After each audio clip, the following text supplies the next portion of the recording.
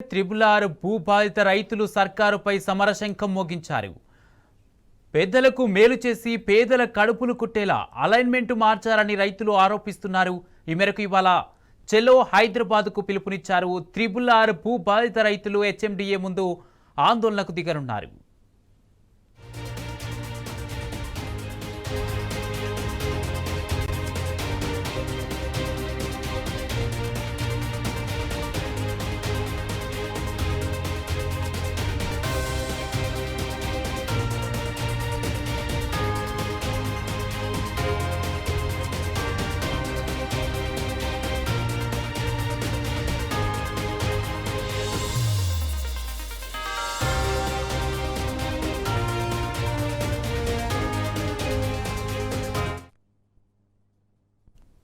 Triple-are భూబాధిత రైతులు సర్కారుపై సమరశంఖం మోగించారు. పేదలకు మేలు చేసి పేదల కడుపులు కొట్టేలా అలైన్మెంట్ మార్చాలని రైతులు ఆరోపిస్తున్నారు. ఇదే అంశానికి సంబంధించి పూర్తి అప్డేట్స్ మా ప్రతినిధి కిరణ్ లైవ్ ద్వారా అందిస్తారు. కిరణ్, త్రిబుల్-ఆర్ భూబాధిత రైతుల సమస్య ఏంటి, వారు ఏమంటున్నారు?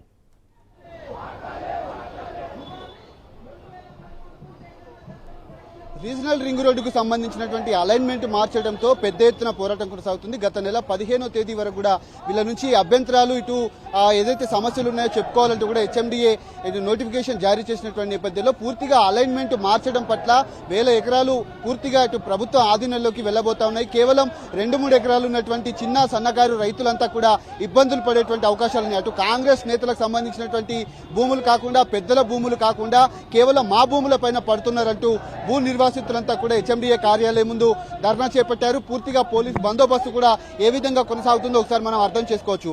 రైతులకు సంబంధించినటువంటి అంశంలో కూడా వాళ్ళంతా కూడా పూర్తి స్థాయిలో వాళ్లకు భూములు పెద్ద ఎత్తున కోల్పోతున్నారంటూ ఆగ్రహం వ్యక్తం చేసినటువంటి నేపథ్యంలో కేవలం 2 ఎకరాలు, 4 ఎకరాలు, 5 ఎకరాలు ఉన్నటువంటి భూ నిర్వాసితులంతా కూడా రోడ్డున పడేటువంటి అవకాశం ఉంది.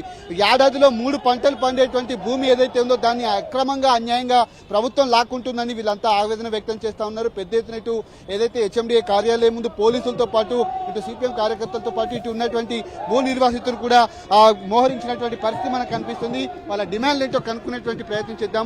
రాష్ట్ర ప్రభుత్వం హెచ్ఎండిఏ మీ భూములు లాక్కునేటువంటి ప్రయత్నం చేస్తుందని చెప్తున్నారు. ఏదైతే పూర్తిగా పెద్దల భూములను వదిలేసి పేదల భూముల పైన పడుతుంది, ఎన్ని ఎకరాలు పోతుంది మీది, ఏమంటున్నారు అధికారులు, ఏం చెప్తున్నారు? నా పేరు రాములు గౌడు, మా చౌటుపల్ల ప్రాంతం.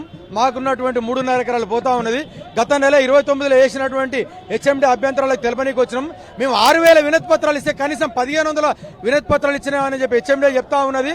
కొంతమంది బడాబాబులను అష్ట వంకర్లు తిప్పుతున్నటువంటి ఈ త్రిబుల్-ఆర్కి బడాబాబులను కొమ్ము కాస్తా ఉన్నది. గత ప్రభుత్వం అలైన్మెంట్ చేసిందని చెప్పేసి కాంగ్రెస్ ప్రభుత్వం ఎండగడతా ఉన్నది. నిన్న గౌరవ మంత్రి గారు, రాష్ట్ర రోడ్డు భవనాల శాఖ మంత్రి, టీఆర్ఎస్ బీఆర్ఎస్ ప్రభుత్వంలో 6% భూసేకరణ అయింది, అక్కడ కాలేదు, మా ప్రభుత్వంలో అయిందని బీఆర్ఎస్ ప్రభుత్వం ఎండగట్టే పని చేస్తుంది, ఆ ప్రభుత్వం తిట్టే పని చేస్తుండు. ఆ ప్రభుత్వంలో ఏమాత్రం జరగలేదు. 6% భూసేకరణ అని చెప్పి ఒక మంత్రిగా ఒప్పుకున్నారు. అతను కూడా ప్రతిపక్షాలు ఉన్నప్పుడు ఎన్ని మాయమాటలు చెప్పిన అధికార పక్షంలాగానే అహంకార ధోరణితో మాట్లాడుతూ ఉన్నాడు. బీఆర్ఎస్ పార్టీ బురదలే ప్రయత్నం చేస్తూ ఉన్నారు తప్ప కానీ వేరే కాదు. చిన్న సన్నకారు రైతులను భూమి లాక్కుంటా ఉన్నారు. ఎట్టి పరిస్థితిలో భూమి అని చెప్తున్నాం. అష్ట వంకారులు తీర్పుతా ఉన్నారు.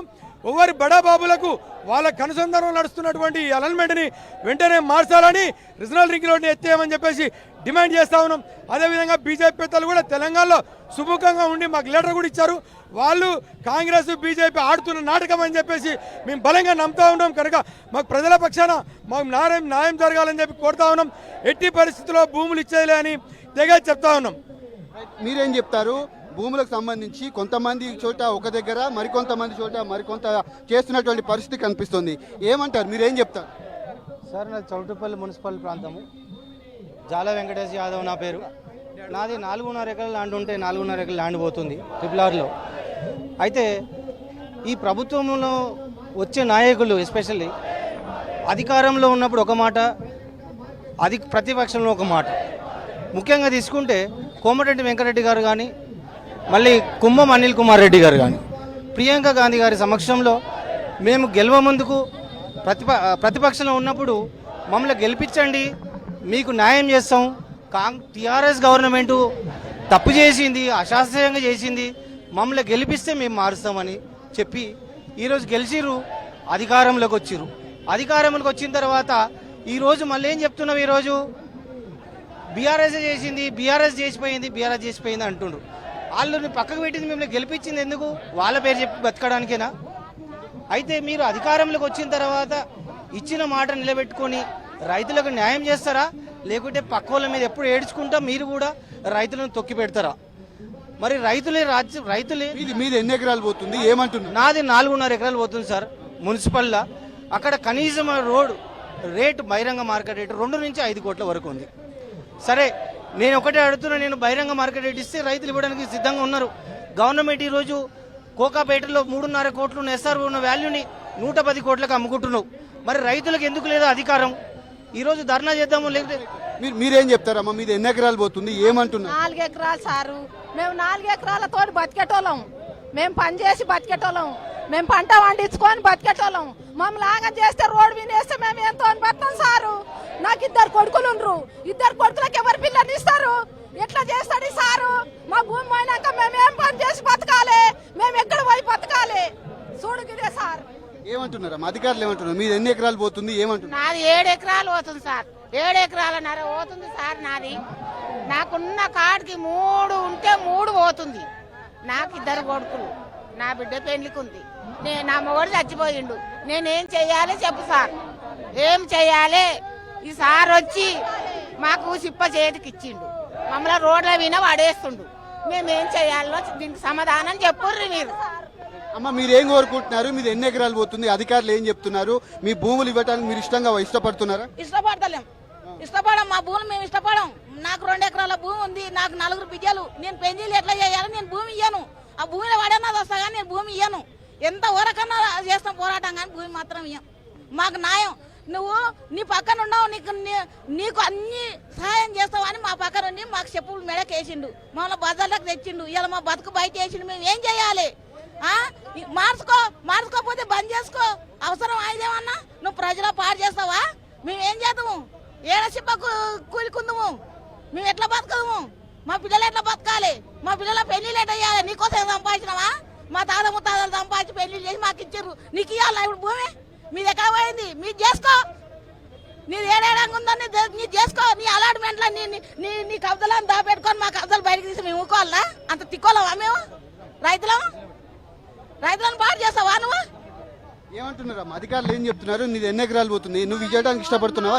మా వాళ్ళు 3 అన్నదమ్ములు, 12 ఎకరాల భూమి, 12 ఎకరాల భూమి. మా ఓ బావ చచ్చిపోయిండు. ఓ బావ మొన్న ధర్నా పోయి కింద పడ్డాడు, ఆయన లేవనేకుండా అయిండు. మేము 3 అన్నదమ్ములకు 10 మంది పిల్లలు ఉండరు, మగపిల్లలు 10 మంది మగపిల్లలు ఉండరు, 8 మంది ఆడపిల్లలు ఉండరు. మా భూమి మొత్తం పోతుందని మా వాళ్ళు నేలోరుగా అయ్యిండ్రు. నేను ఒక్కదాన్ని వచ్చిన, నా భర్త నేను వచ్చినాం. మా వాళ్ళు అంతా నేలోరుగా అయ్యిండ్రు. మాది 11 ఎకరాల భూమి మొత్తం పోతుంది. ఒక్క గింత ఆశ లేకుండా పోతుంది మా భూమి. మేమేం చేయాలి? ఈ రేవంత్ రెడ్డి సార్ ఇంత అన్యాయం చేస్తాడా? మమ్మల్ని ఇంత అన్యాయం చేస్తే బాగుండదు ఆ సార్ది. నీది ఎన్ని ఎకరాలు పోతుందమ్మా? ఏమంటున్నారు అధికారులు? మీ భూముల మీదకెళ్ళి సార్ మా అధికారులు మొత్తం మాది 2 ఎకరాల తరి ఉంది, బోర్ ఉంది, మొత్తం పోతున్నది. నా కొడుకులు 2, ఓ కొడుకు చచ్చిపోయిండు, పిల్లలు ఇంత ఉన్నారు, చచ్చినోని పిల్లలు అంతా గుంజుకుంటే మేము ఏం చేయాలి సారు? మేము మొత్తం రాడువిన పడిపోయినాము, మేము మొత్తం నేలోరుగా అయినాము. భూమి ధర ఇచ్చి తీసుకుంటున్నామని చెప్తున్నారు. భూమి ధర వద్దు మాకు భూమి ధరనే వద్దు. భూమి పైసలు ఉంటే ఉంటావా? తాగుతారు, రోడ్ల మీద పడతారు పిల్లలు. ఏం చేస్తాం? మాకు రూపాయలు వద్దు, మాకు భూమే కావాలి. మాకు రోడ్డు మార్చాలి అంతే సారు. ఆయనకు నమస్కారం పెట్టి చెప్తున్నాం మేము రేవంత్ రెడ్డికి. మా భూమి మాకు కావాలి సారు. మాకేదొద్దు, పైసలు వద్దు మాకు. పైసలు ఏం చేసుకుంటాం మేము? పైసలు ఉండవని తింటాము, తాగుతాము, మా పిల్లలు రోడ్ల మీద పడిపోతారు. వద్దు, మాకు పైసలు వద్దు సారు. మాకు పైసలు అనేదే వద్దు, మా భూమే మాకు కావాలి. మీరేం చెప్తారన్నా? మీరేమంటున్నారు? ఎన్ని ఎకరాలు పోతుంది భూమి? అక్కడ ఉన్నటువంటి భూమికి అధిక ధర కల్పించి మీకు చేయుతనిస్తామంటూ కూడా రాష్ట్ర ప్రభుత్వం చెప్తుంది. మీరేం చెప్తారు? ఇట్లా భూములు లాక్కోవటం ఎంతవరకు సమంజసం అంటారు? కొంతమంది భూములు వదిలేసి మీ భూముల పైన ఎందుకు పడుతుంది అన్న? మాది గట్టుపల్ల మండలం తెరటిపల్లి భూనీరు వాసితులం అన్న. ఇప్పుడు దేశానికి ఎన్నుముక రైతాన్ని మాట మర్చి ఈ ప్రభుత్వము అప్పనంగా అభివృద్ధి అని పేరుతోటి రైతు భూములు గుంజుకుంటుందన్న. ఎంత భూపరిహారం ఇస్తున్నా కానీ కన్న తల్లిని వదులుకున్నట్టే కానీ మా భూములు మాత్రం వదులుకోమన్నా. మేము నవ్వులేని పువ్వులైన్రో నీరు అందని చెట్టు కొమ్మల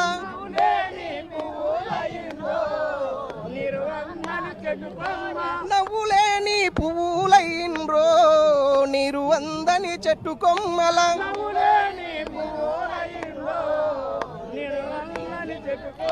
పచ్చని మా పల్లెటూరు పాడి పంటల సెలయేరు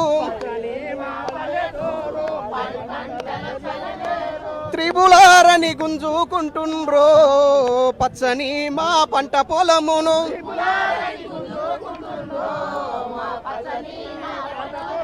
కష్టాల బండరాళ్ళు ఎగిరొచ్చి మీద పడితే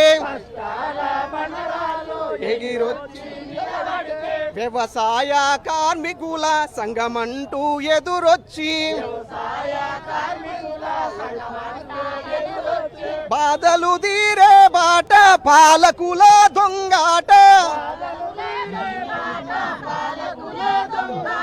విప్పి చెప్పిన తీరు నచ్చి గుండె నిండా బలమొచ్చి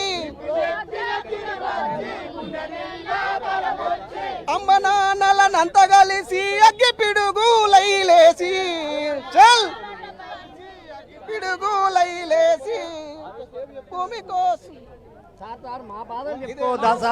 ఏమంటున్నారు అధికారులు చెప్పుకోవాలి కదా సార్. మాకు ఇప్పుడు అధికారులు ఏడుకోయినా కానీ మమ్మల్ని బయటికి వెళ్ళకుండా మా అమ్మడి పోలీసు వాళ్ళు ఎంట పడితే కూడా తప్పించుకొని వచ్చినాం సార్. మేము మా భూమి పోతుంది, మాకు బాధ ఉండదా? ప్రభుత్వానికి నిరసన తెలియదా? అందుకొరకు మేము వచ్చినాం. మేము ముగ్గురం అన్నదమ్ములం, మా 12 ఎకరాల భూమి పోతుంది సార్.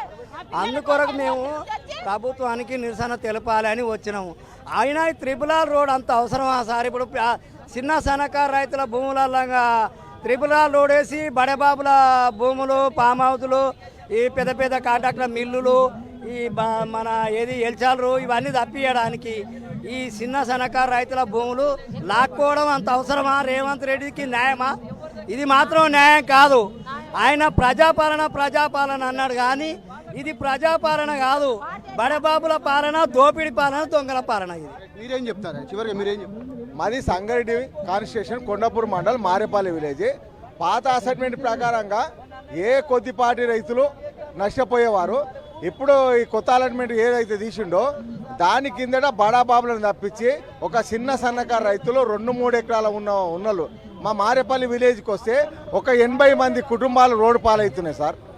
ఇది మార్చుకొని ఇప్పుడు రైతు ఏడ్చిన చోట రాజ్యం నిలబడదంట, ఎద్దు ఏడ్చిన చోట వ్యవసాయం నిలబడదంట.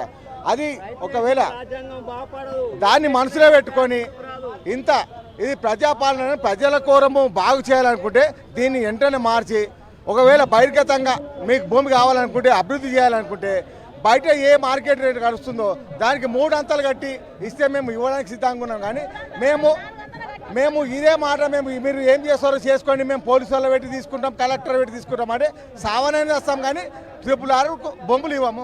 నువ్వు ఒక మాటలో చెప్పు, ఏమంటున్నావు? నువ్వేం చెప్తున్నావు? చివరిగా నీ భూమి ఇచ్చేందుకు నువ్వు సిద్ధంగా ఉన్నావా? మాది గజ్వేల్ నియోజకవర్గము, సిద్దిపేట డిస్టిక్, జగదేపూర్ మండలు. ఇంతకుముందు కదా 3 అలాట్మెంట్ చేసిర్రు. అందులో 161 అనే రోడ్డు త్రిపులార్కు పక్కకు 1/2 కిలోమీటర్ ఉంది, అది కూడా తీసుకున్నారు. దాన్ని కాదని వెంటనే ఈ సర్కార్ గవర్నమెంట్ వచ్చిన తర్వాత మాకు ఈ త్రిపులార్ అనేది అలాట్మెంట్ ఎత్తేసారు. మల్లన్న సాగర్లో భూములు ఇచ్చినాము, పోతే కొండపోచమ్మ సాగర్లో ఇచ్చినాము, మా ఇటుకాల్లో కూడా కెనాల్లో పోయింది, కెనాల్లకు అన్నిటికీ భూములు ఇచ్చాము. అందులో ఉన్న ఒక్కొక్క రైతు అంతా ఎకరము, 2 ఎకరాలు, 3 ఎకరాలు, 2 ఎకరాలు, 3 ఎకరాల సన్నకారు రైతులు ఉంది. మా జగదేపూర్ మండలంలో ఇటుకాల గ్రామంలో 185 ఎకరాల భూమి పోతుంది. మొత్తము సన్నకారు రైతులమే. 8 లక్షలు ఇస్తామంటున్నారు. 8 బయట 1 కోటి రూపాయలు పోతుంది మా యాలి. మా బయట భూమి అమ్ముకుంటే 1 కోటి రూపాయలు పోయింది. గత ప్రభుత్వం ఉన్నప్పుడు 1,10, 1,20 లక్షలు పోయింది ఎకరానికి. ఈ ప్రభుత్వం వచ్చేసి చివరిగా నువ్వేం చెప్తున్నావు? నీ భూమి భూమి ఇవ్వడానికి సిద్ధం లేదు, ప్రాణాలైనా తీసుకుంటాము. వెంటనే అలాట్మెంట్ 60 కిలోమీటర్ మాట తప్పిన కోమటి వెంకటరెడ్డి పోయిన ఉగాది పండుగ నాడు మినిస్టర్ దగ్గర పోతే కేసీఆర్ సంతం కోసం వేసుకున్నాడు. గజ్వేల్ నుంచి మొత్తం కూడా 60 కిలోమీటర్ రింగ్ రోడ్ ఉండాలన్నాడు.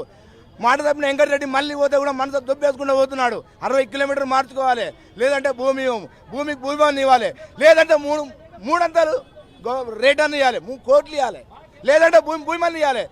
భూమి ఇవ్వడానికి సిద్ధం లేదు.